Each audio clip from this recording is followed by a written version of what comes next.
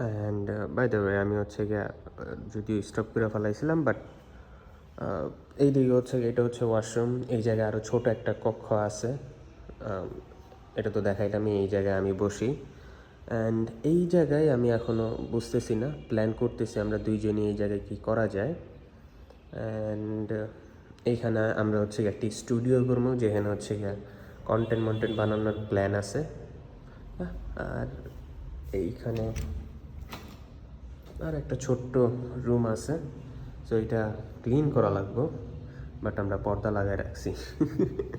ওকে, so এইখানে হচ্ছে গিয়ে খাবারের ব্যবস্থা বা ওইরকম কিছু একটা দিব, লাইক একটা টেবিল দিব, যাতে পোলাপানি এখানে এসে খাবার খাইতে পারে। ভাবতেছি অনেক কিছুই ভাবা আছে, বাট এখনও এক্সিকিউশনে নামা হয় নাই, বাট ইয়া